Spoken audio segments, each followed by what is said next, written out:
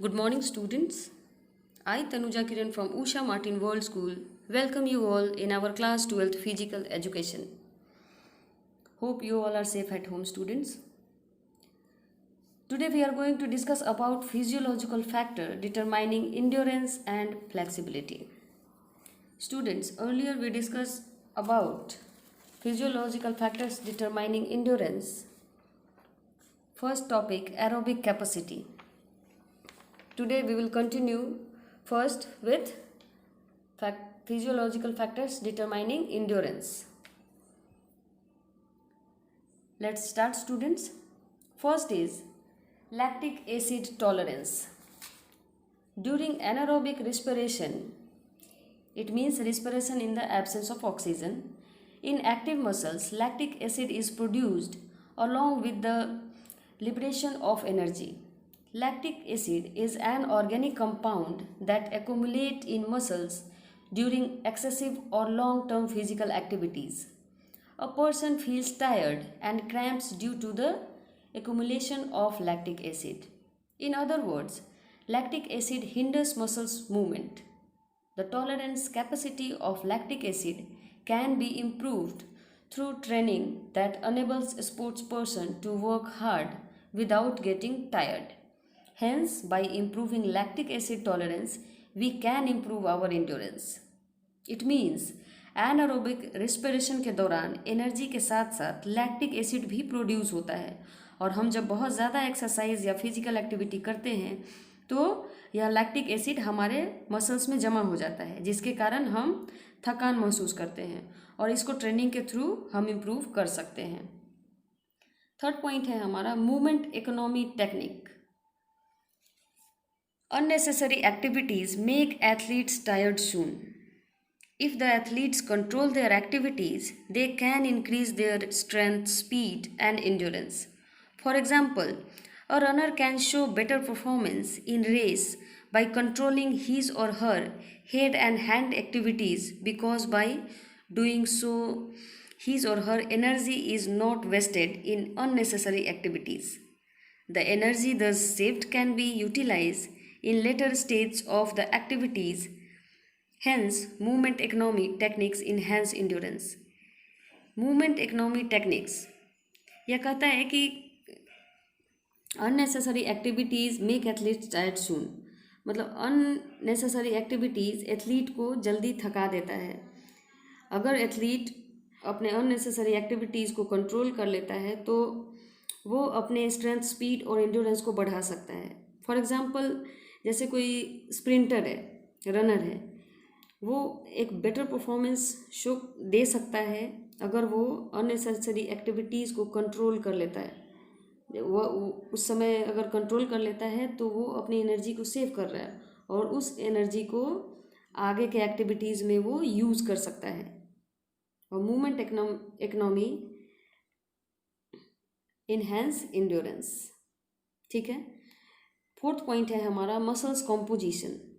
As discussed, our muscular system is composed of two types of muscles fiber, that is white muscles fiber जिसे हम fast Twitch muscles fibre कहते हैं और second है red muscles fibres जिसे हम slow Twitch muscles fibre कहते हैं। If the percentage of red muscles fibre is high then individual has more endurance. अगर रेड मसल्स फाइबर की मात्रा ज़्यादा है शरीर में तो उस इंसान का एंड्योरेंस ज़्यादा होगा। Muscle composition is a genetic factor and we can't change it by training. Muscles composition एक जेनेटिक फैक्टर है जिसको हम ट्रेनिंग के थ्रू नहीं बदल सकते हैं। Hence muscle composition is a physiological factor determine endurance. Now our next topic is physiological factors determining flexibility. Flexibility is the range of movement of muscles at a joint. There are various factors that determine flexibility. Some of factors are mentioned below. First is muscle strength. Strength is the ability of a muscles to overcome a fixed resistance. Minimum level of muscular strength is essential to do any work. Weak muscles can't stretch to the maximum range to generate energy. Strong muscles are more flexible, hence, muscular strength is the physiological factor determining flexibility. The strength and flexibility of the muscles can be improved by training. ये point हमारा कहता है कि strength is the ability of a muscles to overcome a fixed resistance. किसी भी काम को करने के लिए स्ट्रेंथ का मिनिमम लेवल का ज़रूरत होता है।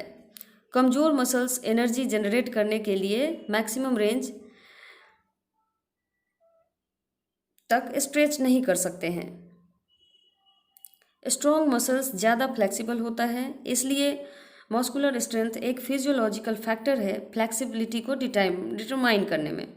हम अपने स्ट्रेंथ को और फ्लेक्सिबिलिटी को ट्रेनिंग के जरिए बढ़ा सकते हैं। हमारा नेक्स्ट पॉइंट है structure of joints. Muscles and joints play a significant role in directing a movement. Our body has different type of joints. Some of them are movable and some of immovable. The joints which has capacity of maximum range and speed works faster. For example, ball and socket joint in our shoulders move freely in more than one direction. Thus, the structure of joints is an important factor that determine flexibility. अब ये कहता है कि किसी भी movement को direct करने में मसल्स और जॉइंट्स काफ़ी महत्वपूर्ण रोल निभाते हैं। हमारे बॉडी में काफ़ी डिफरेंट टाइप्स के जॉइंट्स होते हैं। उनमें से कुछ मूवेबल होते हैं और कुछ इमूवेबल होते हैं। जिन जॉइंट्स के पास मैक्सिमम रेंज स्पीड की क्षमता होती है वो ज़्यादा तेज़ी से काम करते हैं, इसलिए जॉइंट एक इम्पॉर्टेंट फैक्टर है फ्लेक्सिबिलिटी को डिटरमाइन करने में। हमारा थर्ड पॉइंट है age and gender. Age and flexibility are inversely related. This means that the flexibility diminishes as we grow old. Similarly, gender is also one of the factors that determines flexibility. Females are more flexible than males. Although age and gender are the main factor that influences flexibility, a person of any age and gender can increase flexibility through training. अब ये point हमारा कहता है कि as flexibility एक दूसरे से inversely related होते हैं। मतलब जैसे जैसे हमारा एज बढ़ता है वैसे वैसे हमारी फ्लेक्सिबिलिटी घटती है। उसी तरह जेंडर भी एक अहम फैक्टर होता है फ्लेक्सिबिलिटी को डिटरमाइन करने में। फीमेल्स मेल्स से ज़्यादा फ्लेक्सिबल होती हैं। दरअसल एज एंड जेंडर दो महत्वपूर्ण फैक्टर हैं जो फ्लेक्सिबिलिटी को प्रभावित करते हैं। हमारा फोर्थ पॉइंट है contraction and stretchability of muscles. Flexibility means the contracting and stretching ability of muscles. Muscles that have more ability to contract and stretch are more flexible. In fact, the contraction and stretchability of the muscles determine the speed or movement. If a muscle is not contracted and stretched regularly, it will lose flexibility. Through training, the process of contracting and stretching muscles can be made faster and easier, thereby making our body flexible. Stretching muscles can be made faster and easier, thereby making our body flexible. Thus, the contraction and stretchability of muscles also determine flexibility.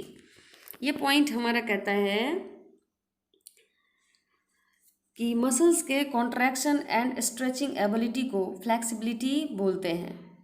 Jin muscles के पास contract और stretch करने का ज़्यादा क्षमता होता है वो ज़्यादा फ्लेक्सिबल होते हैं। In fact contraction and stretching of muscles determine करते हैं स्पीड एंड मूवमेंट को। अब है हमारा body temperature. Body temperature has a positive correlation with our flexibility. Warm up increases the temperature of the body and in turn help in making body more flexible. Hence, we should always warm up before performing flexibility exercise. ये point कहता है कि body temperature का काफ़ी सकारात्मक correlation होता है flexibility के साथ।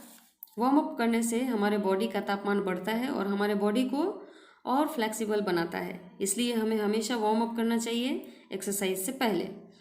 हमारा लास्ट पॉइंट है injury. Injury effect flexibility negatively. Chronic injuries affect our flexibility adversely. Hence, after treatment of injuries, rehabilitation exercise are performed to restore flexibility of the muscles. ये पॉइंट हमारा कहता है कि इंजरी फ्लेक्सिबिलिटी को काफ़ी नकारात्मक तरीके से प्रभावित करती है। नकारात्मक it means negatively. Chronic injury हमारे फ्लेक्सिबिलिटी को प्रतिकूल रूप से प्रभावित करता है। This is called adversely. लेकिन इंजरी के ट्रीटमेंट एंड रिहेबिलिटेशन के बाद मसल्स के फ्लेक्सिबिलिटी को वापस हम लोग पा सकते हैं। These are the physiological factors determine flexibility. Now, thank you students.